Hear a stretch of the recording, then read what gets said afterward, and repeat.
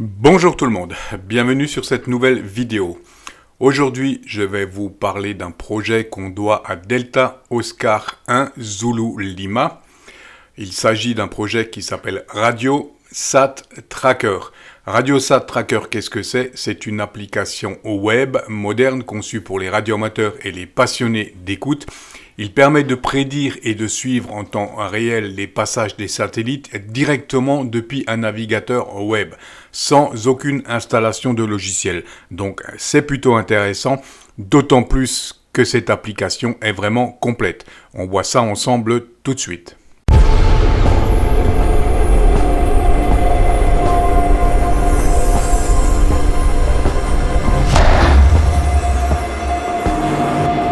Comme je viens de vous le dire, Radio Sat Tracker est donc un outil de calcul pour les informations satellites à radioamateurs. En fonction de votre emplacement, il utilise les données TLE des satellites, donc il est régulièrement mis à jour. Vous avez également la possibilité, bien que ça soit une application en ligne, vous avez la possibilité de piloter de votre radio et de piloter un rotor. Donc c'est vraiment quelque chose de très complet et vous allez même pouvoir installer un raccourci directement sur votre bureau pour lancer l'application directement. Donc on va commencer par cliquer sur d'accord. On arrive sur cette page. Donc à la première installation, vous aurez une fenêtre qui va s'ouvrir où vous allez devoir situer, soit entrer votre locator, soit cliquer sur situer pour situer votre emplacement. Voilà, ensuite vous aurez accès à cette fenêtre. Donc à partir de là, comme on le voit, c'est relativement simple. On n'a plus qu'à choisir le satellite qu'on veut. Donc ici, j'ai sélectionné l'ISS et vous le voyez, j'ai tous les passages de l'ISS. Et à chaque lancement, chaque fois que vous allez ouvrir cette page, vous aurez donc une fenêtre qui va s'ouvrir, qui va vous demander de mettre les données TLE à jour. Il se met régulièrement à jour automatiquement. Ici, donc, on a un onglet qui nous permet de sélectionner soit l'ISS, soit les satellites liaison montante VHF, liaison montante UHF ou l'ensemble des satellites, comme vous le voyez. Ici, j'ai donc sélectionné l'ISS et j'ai automatiquement les prochains passages de mon satellite ISS.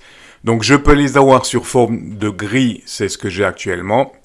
Je peux afficher mes passages sous forme de tableau jour par jour, donc c'est plutôt pas mal avec tous les horaires. Et je peux l'afficher sous forme de calendrier mensuel également. Donc en sélectionnant ici même, comme vous le voyez, on a même une option semaine. Donc c'est vraiment très intéressant. Je reviens sur l'option grille. Sur l'option grille, donc vous avez tous les passages. Vous sélectionnez le passage qui vous intéresse. Et vous avez toutes les options, comme vous le voyez, sur ce satellite, sur l'ISS et sur ce passage. Et ici, comme vous le voyez, vous avez deux options que vous pouvez activer. Activer RAIG CTL et activer Rotor. Vous allez donc pouvoir piloter un rotor et piloter votre radio grâce à cette application en ligne. Donc c'est plutôt bien fait, franchement. Vous avez ici un onglet Information, installation.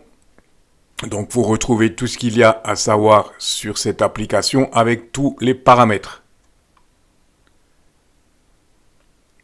Donc vous pouvez également actualiser les satellites depuis ici et vous pouvez même donc ajouter des nouveaux satellites, comme vous le voyez.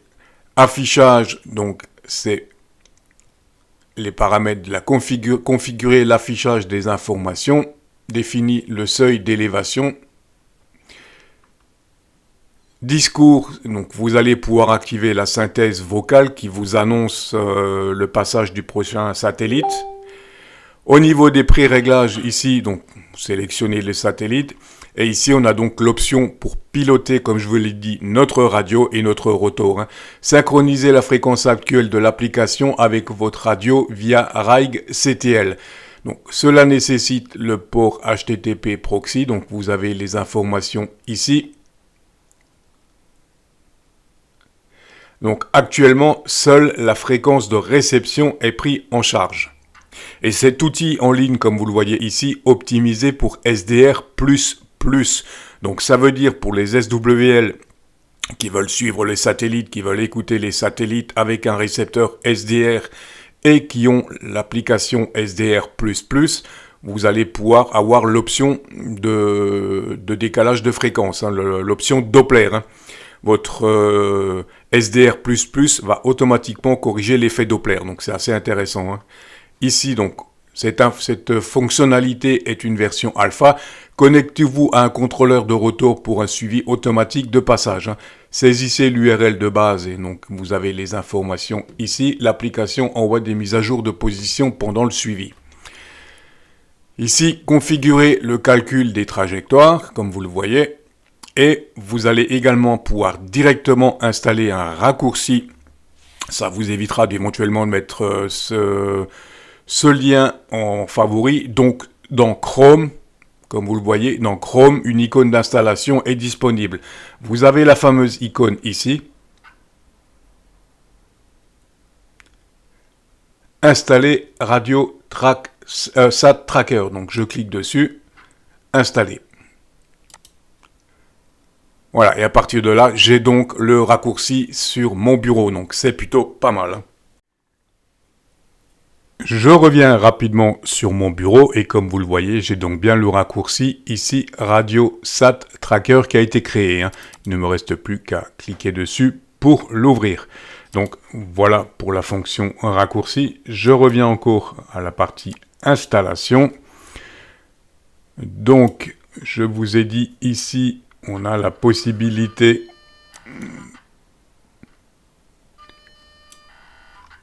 de piloter une radio ou de piloter un rotor. Donc vous avez les explications ici. Ça va se faire via une application. Nécessite le proxy HTTP RAIC-CTRL qui est ici. Donc vous cliquez ici et vous arrivez sur cette page GitHub où vous avez toutes les informations hein, pour l'utilisation de ce proxy hein, et donc les installations. Voilà, je n'ai pas installé, il faut au minimum donc Python installé sur l'ordinateur pour Python exigence Python 3.10.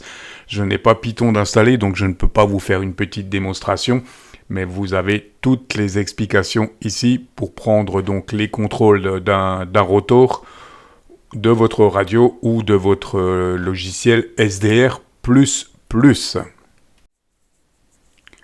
Sur le site du même auteur, donc Delta Oscar 1 Zulu Lima, vous allez trouver différentes applications encore à votre disposition. Donc ici notamment une interface utilisateur de contrôle 4 et navigateur pour le FT 891. Donc vous avez le lien ici pour ceux que ça peut intéresser. Et comme vous l'avez vu, on a également ici un DX Clusters qui est plutôt pas mal en ligne, que je vous présenterai dans une prochaine vidéo. Hein. Mais ce Clusters-là, franchement, il est vraiment très intéressant. Hein. Donc je vous présenterai ce Clusters dans une prochaine vidéo. En attendant, j'espère que la présentation de cette application de suivi de satellite vous aura intéressé. Je vous dis 73 et à très vite.